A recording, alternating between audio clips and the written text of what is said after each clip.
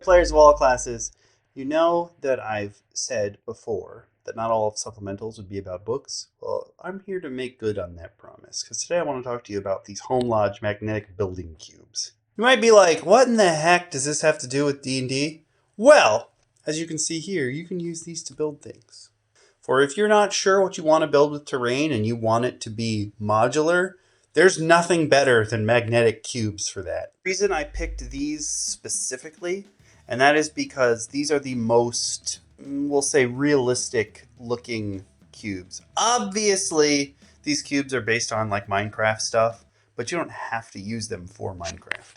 Or, you could use them for making a Minecraft world in D&D. That's fine too. There are mystery characters, but I'm not saying buy the cubes for this specific purpose. You could use them, but you don't have to. You can use regular minis or standees, whatever else you want to use. If I recall correctly, these cubes are less than an inch across. I think they're like 0.78 inches across or something like that. So they are a bit smaller than the 1-inch grid that you're used to. But that just means you have to make some extra concessions when you're building your layout. So we're just going to take one of these wooden cubes. This is just a regular 1-inch normal base standee. You can see it is a little bit bigger than the actual block, but that's fine. And I'll try to pick it up to show you that it is in fact just a little bit bigger than the block. But that's fine, because even if you use, we'll just use this as a regular base standee of 1 inch. It's the same size. It's fine. Even if you do want to snap them together though, like if you need two people to be sitting together, you just make a little bit of a arrangement. Change just a little bit of the way you put your characters down, and boom, they're done. Everything's great. This is fine. Little 4 cube. Put a large creature on there. So we got our little owl bear. And by little, I mean big owl bear, except that this one is specifically Alley. This is the owl bear that our barbarian rides in our game. Again, it's a little bit bigger, but like just layer your characters on top and it's fine. Remember, it's magnetic, so snap and then boop. Look, everybody's hanging out and it's good. Okay, that one's a little wobbly. I should instead do optimal would be boop and then blop. Boom, we're done. It's good. It still works. You don't have to worry too much about it.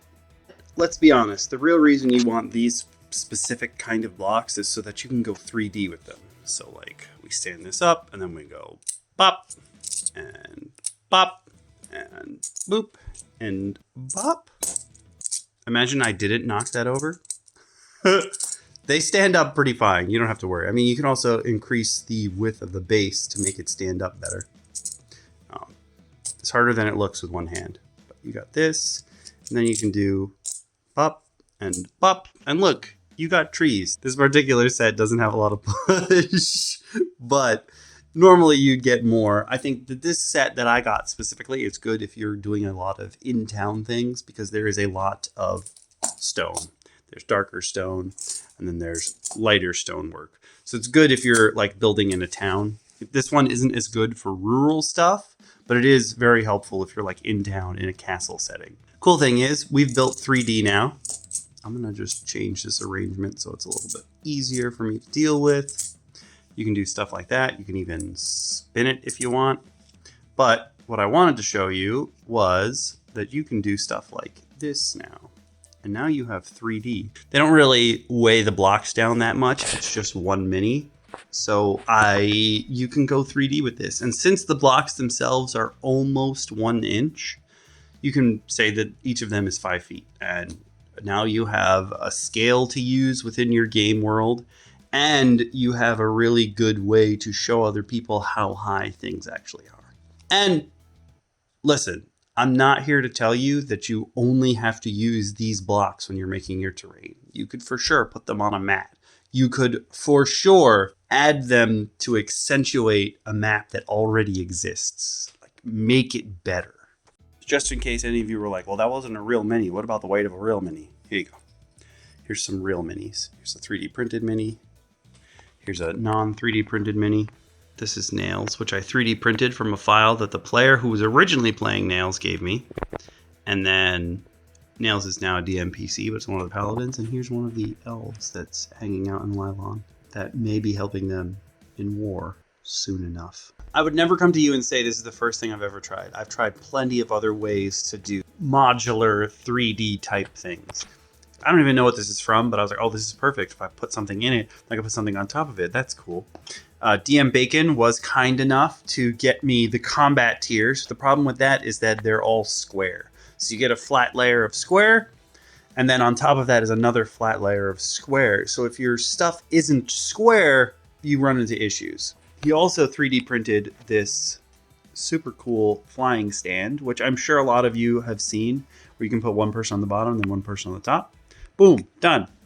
I 3D printed way back in the day. This is supposed to be a physical representation of Tensor's floating disk, but you can use it as a flying stand if you really wanted to. Really easy option that you might have a lot of depending on who you're with are pizza toppers. You can definitely use those and fit some people underneath them. There's actually a Chandra that we use for DM Bacon's player character Chandra. It's not Chandra, I forgot her last name, the Planeswalker that he uses, but he is a Fire Genasi named Chandra Firewalker, who's clearly based off Chandra. So we use this mini for DM Bacon. This is the mini that we use for our Barbarian, even though he's a Goliath, because I just didn't have a cool Goliath mini. But again, pizza toppers, as you can see. Pizza! Boop, boop, boop, boop. Oh, are you going to be able to read that? Yes, yes. Pizza. Pizza toppers, a good option. And then another option I found are these dessert cups, which you can stack, but they are way bigger, as you can see, than a 1-inch grid. We'll just throw them over here so you can see these squares are essentially 1 inch.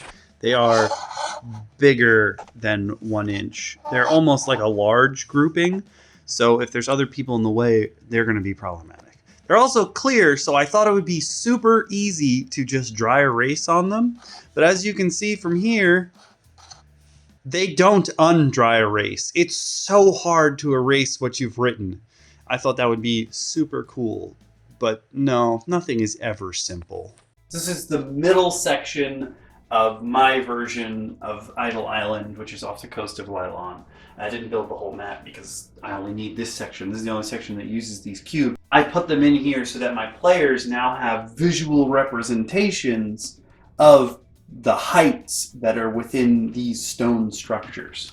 So within the pop-up terrain, you can see that there's stuff there. And again, these are a little bit lower than 1 inch, so they don't go as high, but it's a pretty good and simple representation of exactly how much space there is for my players to move onto. And now they have like a real visual representation of like, oh, hey, this is as far as we can go in order to make it up there. And sometimes that's all you need. Like, it's hard to explain to someone like, oh, you're moving here without showing them. A lot of people who are playing, especially if you're playing home games, literal home games where people can see that you've got minis and stuff, you need some way to visually represent the height changes that they're going through. So now my players are like, oh, I go up 5 feet and now I'm up here. But now that you're up here, you've gone up your 5 feet. Now your players know you can go like, oh, 5, 10, 15, move over here, 20, 25, and then another 5 feet, and they're like, yeah, and they get up here, and boom. Now there's visual representations. They know exactly how high they're going. Oh, no, wait, I gotta go some more. So another 5, and then 10, climb up there, and then 15, 20, 25, 30. Oh, I'm almost there. I'm so close. And you can see on the outside that, yeah, they're going up there. That's how you get up there. So these are super cool. Again, I picked this specific set because it had the most bang for my buck with 133 pieces. A lot of the building magnetic cubes that you will see on Amazon will show you a picture at the front of the listing that says something. It shows like a huge diorama. It doesn't tell you that there are not enough pieces in that one single box to build that diorama. It'll actually take like 8 or 9 of that same set. So please be aware when you're buying a box of building cubes, how many you're getting. Make sure you look somewhere in the listing, find out exactly how many pieces there are. I picked this one specifically because 133 pieces was the biggest bang for the buck that you could get at the time. And again, I'm going for more realistic looking cubes. There are a lot of them that have like pixel art because it's based on Minecraft. Some of them are more like themed towards Mario. I've seen a lot of those. And platformers in general. but I went with this specific one because these seem the most realistic. You may not want that for your game, but I think this is a good choice. And again, this particular set, show you the breakdown again. This particular set is mostly stone. So if you're looking for stone, if you want to build stuff in towns where they use a lot of stone instead of wood, this is a good set for you. This isn't such a good set for like being out in the wilderness. There are other options that will be for you. I personally use the lapis cubes, which are supposed to be like, I guess, the ender teleportation cubes. I use them for water because I think that makes the most sense. The diamond, I guess you could also use for water. The gold, you can stay using for gold if that's what you want to use it for. I do really like the extra chest cube. You can just use as a chest. I think that's fine. TNT, I almost said TMNT. The TNT cube, you can probably use for some kind of explosive. It doesn't necessarily have to be TNT. I'm not quite sure what you're going to use the cake cube for. And the work desk cube could be like a part of a blacksmith shop or something like that, or you can just use it for the straight regular wood side of it. I think these cubes specifically are a very good option if you're number one cheap and you want some way to modularly have something that you can always build new things out of. The thing about this is they're magnetic. You just take them apart, you build them together if you want to, either or. You can add them onto other things to make the terrain even better than it already is. This will not be the only supplementals that is about more than books. This is the first one that I really wanted to get out there. I wanted to show you, players of all classes, that like you can do stuff with stuff that's not intended for D&D. That's part of the fun, is making things work. And it's a game about imagination, so you can use anything as a proxy as well. It doesn't have to look like these. You can use the ones that don't look like they're right. Just tell your players, this is what this is. Ignore what it looks like physically. And I'm telling you what your characters see it as.